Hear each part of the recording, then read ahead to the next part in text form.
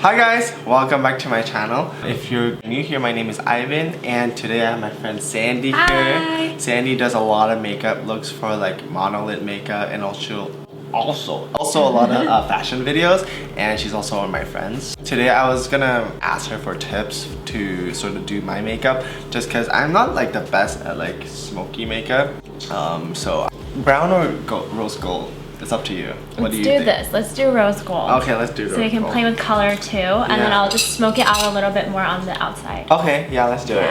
Ooh, I'm nervous because you still do makeup, and I like your makeup. So not for eyes though. Like I'm not that adventurous with eye makeup. Yeah.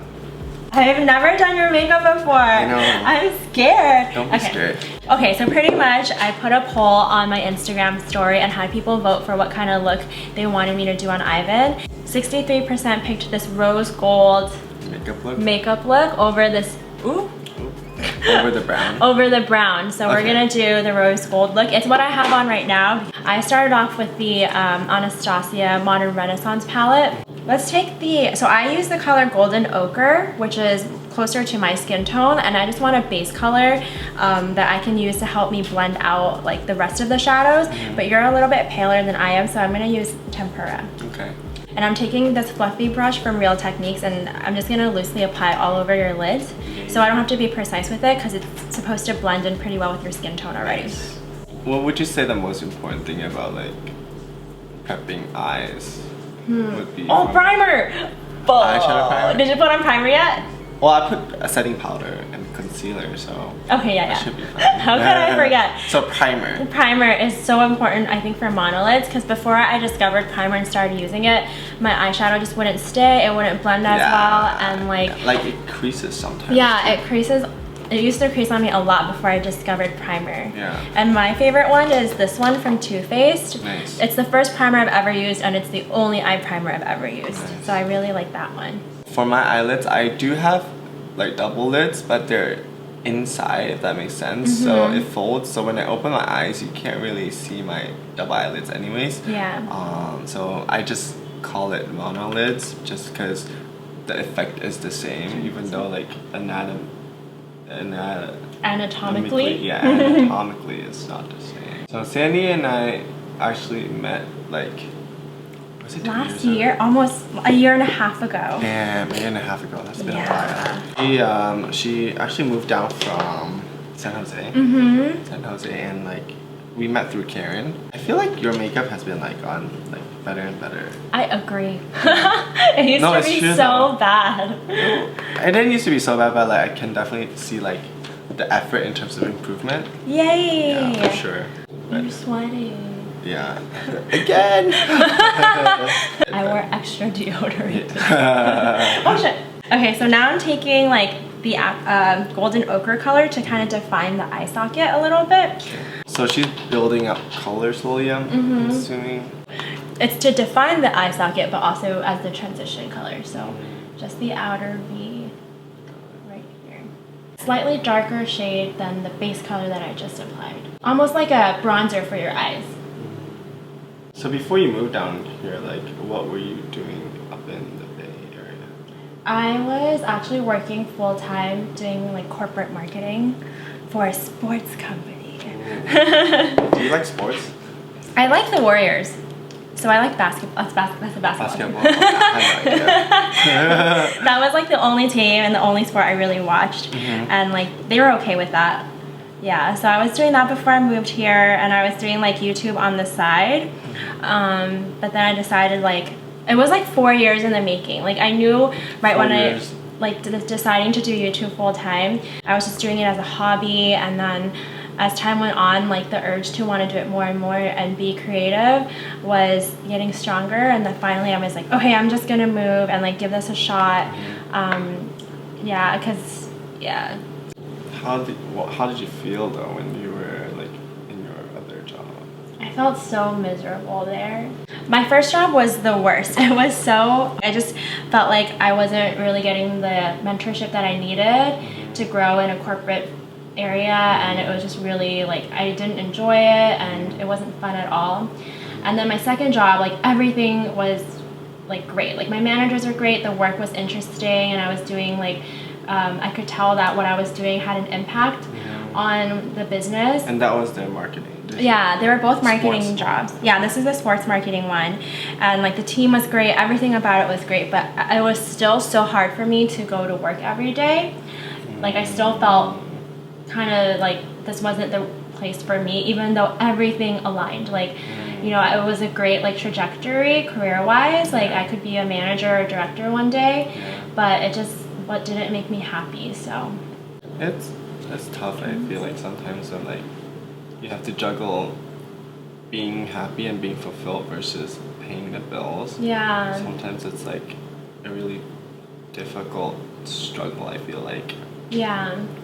The tough thing that I balance with now is like before, like I had stability, I had income to do things that I wanted to do, but I didn't have the time. Yeah. And now I have the time, but because I'm in a field that's a lot less stable, it's like now I don't really have the money to like go on vacations and like all that do stuff. all those things that you want, like that I wanted to do when I did have the money. Yeah. So it's very like you just gotta choose which one you value more. Yeah. I watched like Crazy Ex-Girlfriend, and I already watched till like the 3rd season, but I watched the first episode yesterday again, and I forgot, I guess, just because it's like I think it's last 2 years or something like that. But then it's on Netflix, by the way, so it's not sponsored. But yeah, the first episode was her like making, I think she made like $545,000 a year job as a lawyer, and she got promoted to partner, but she still like kept looking at the ads that asked like, are you really happy? And like, and then she moved to like find what she was really like what really made her happy. Yeah. So wow, I should watch that. It's pretty good. I mean, like it tackles like mental health in like a more like approachable, fun way versus like making making them seem like stigmatized is the word. Yeah. So I would recommend like watching that. How do you feel now? I'm definitely a lot happier now, and there's really nothing in me that wants to go back to working in an office. And even like my friends will tell me like I can't see you back in an office at all and stuff. And editing and all that is sort of at a computer too. It's just true. Like you get sort of the freedom to do it outside of like an office, I guess. And like your own ideas too. Yeah. So do you have any like, I guess, pointers for people that actually want to do something else but is so afraid to like pursue it? I think like the biggest thing for me was I hated the idea of starting over, like doing something that like something new that I haven't done before when I already worked like 4 or 5 years in something. To like build, right? And then to build, to get myself to a point like where I felt comfortable, and then like that was the hardest part for me, was afraid to start over. But I think that's what people shouldn't be afraid of. What you wanted back then can always change, and what you would want now can always change in the future. So like you just have to know and experience it and like deal with it as it comes, I guess. Like when I was in college, there were so many things that I wanted to do, but like I don't want to do any of those things now. And like this is what I want to do now, but who knows, like could change in the future too. Life is about evolving and like growing and knowing what you want to do and figuring it out. I think everyone sees it as like, oh, I reached this point and now I'm done, but it's not like that at all. And like, and the thing with like going after what you want is that like when I was working a lot at the salon, and then when I first started it, I was like, this is so different from like school, I guess. Yeah. And it was a more creative place for me. And I thought like, that is what I want. So then I took the leap and went for it, even though school technically was the right thing to do for me. I still like just took the leap, and I was happier for sure after I left, because even when I was in school, like it wasn't bad. Like everything was, the weird thing about that and that situation of working in an office job is that like from day to day it's not really that bad. Like I could still go to school and like do my work and like turn in shit and still get the grades that I needed to. But it sort of like slowly creeps up and eats away at you, I feel like. Yeah, exactly. And like you don't really know until, I think most people think like that's the way it works should be, or like that's the way school should be, but if it's really for you, then it shouldn't feel like that that, way. you know? Yeah. In the beginning, I didn't really notice it, and then slowly every day as I kept going to work and like spending hours in the car driving there, it like started to eat away at me until it was at a point where it was just so like, I'm tired and I'm unhappy, and yeah. Yeah. And the thing is, like, you're not really tired. You're just tired of it. You know, because literally you're just sitting at the desk. But if it doesn't like fulfill you and make you happy, then you will get tired. Mentally, it's just like really draining. People think like stress and anxiety only affects them when like they're in the moment, when they're stressing out. But I feel like it seeps into like all your relationships and all the way you see the world and deal with things. Yeah. So if you have like a high stress job or high anxiety job you don't feel fulfilled in, I feel like it'll come out to sort of in other ways. Yeah, affect people in other ways that you didn't even know about. Because to be completely honest with you, Sandy, like when I first met you I thought you were like kind of mean. Not mean, but like, you know what I mean? Like more like stern, like uptight. More uptight. But I mean sometimes it's not a bad thing if you're okay with that character. But you were probably stressed a year ago. I was stressed. I mean you just moved to a whole new city and like everything like that. It is hard. Like I feel like I'm just starting to finally come out of my shell and be comfortable. Yeah. And like I never knew that it would take this long to feel that way. It's crazy. I feel like those cliche movies where like you just gotta like go for it type of movies and like just believe and jump and like take all those risks, you know? Yeah. But it's true, like those movies are popular because they do hit like they resonate with with a lot of people, and including myself. People are just very afraid to take that leap because I get so many questions and like how do you like have the confidence to start a YouTube channel? How do you start a YouTube channel? But in general, like you really need to like just do it, basically, you know, like nobody told any of us to like start. We just did it, you know. Yeah. And I feel like sometimes people that are successful versus people that are not, in terms of what they do, is that they put a little more effort and they actually did it.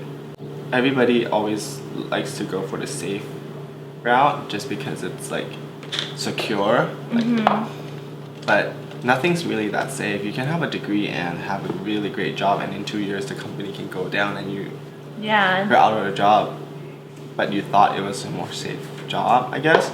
So like there's no real security. You just never know what could happen. It's true. So like might as well just pursue what you really want to pursue, which is, it could be anything. It doesn't just pertain to YouTube. Like if you want like singing, if you like dancing. I'm saying this because I'm only like mentioning the more creative things just because it happens to most creative that they get stuck in terms of like going for the more safe path versus the path of like true expression. It's just kind of like sad that I feel like our society doesn't really appreciate that. Yeah, appreciate creatives unless they're super popular. Yeah. You know what I mean? It's I agree. Oh yeah, another tip I feel like for monolid is like look for like smallish brushes. Yes. Like tiny brushes that could like that precision. Because the big brushes, people with like larger sockets and like bigger eyelid folds can just like sort of blend it and it'll just like hit the right spots, but for us we need to like really define where we want the lines and the colors to be. Yeah, like for you on your outer corner I was able to use this brush. It's a small brush. Like a small shading brush, but when I got to your inner corner I was like, this is not gonna do, so I had to use an even like smaller one. Yeah. Wow. Oh, looks really good. So this is one eye right now, and she's gonna do the other. Yeah, I'm gonna do some finishing touches on this one. Okay. I think like the biggest tip I have or advice for monolids is like just don't get discouraged if a certain eye makeup you're trying to do doesn't look the same or like what you want. Yeah. I think that is where people get the most frustrated or discouraged. The biggest way you can hinder yourself is if you are looking at an eye shape that's completely like doesn't even look like your own and you're trying to do that. Like I was there too. Like I would look at an eye shape that had really nice like double fold like crease, and I would try to imitate it, and it didn't turn out the way I wanted it to. And it's like, of course it didn't turn out the way I wanted it to. It's like, not your eye shape. Yeah, it's not my eye shape. I was definitely there. Like I wouldn't play with makeup for the longest time. Like I would just do the same looks that I knew worked for me because I was afraid to play around with makeup and stuff. But once I realized like I just need to do makeup for my eye shape, like that's when I like had more fun with it and enjoyed it. I feel like for me, you just have to like build the color slowly. Like you can't just like go in with the color. You have to like start with the base and then slowly blend it up. Yeah, that's true. So that's what I want to do. Okay, so this is the finished eyeshadow look. I really like it. It's I would say it's more rose goldy, smoky rose goldy. Thank you so much, Sandy. Thanks for having me. It was so much fun. I got to do Ivan's makeup and touch his face. Do you do like eyeshadow first and then base after? Or? No, I do my base first. I do my base, brows, and then eyeshadow. What if there's like fallout though? You just brush it off. I just brush it off, or like I'm just really careful to try to not get fallout. Okay. Yeah. So like build slowly. But sometimes when you pack a lot of pigment, it does have a lot of fallout. So always like tap it off. Yeah, this is the eyeshadow. I just tightlined it myself. Or if you want to add like false lashes, you can go ahead. But I don't wear false lashes, so. Yeah, this is the finished look. Thank you guys so much for tuning in. I hope these tips help you, and yeah, I'll put like Sandy's links down below so you can go check her out. She does a lot of makeup and fashion videos. Don't forget to click them. Yay. And yeah, I'll see you guys in my next video. Bye. Bye.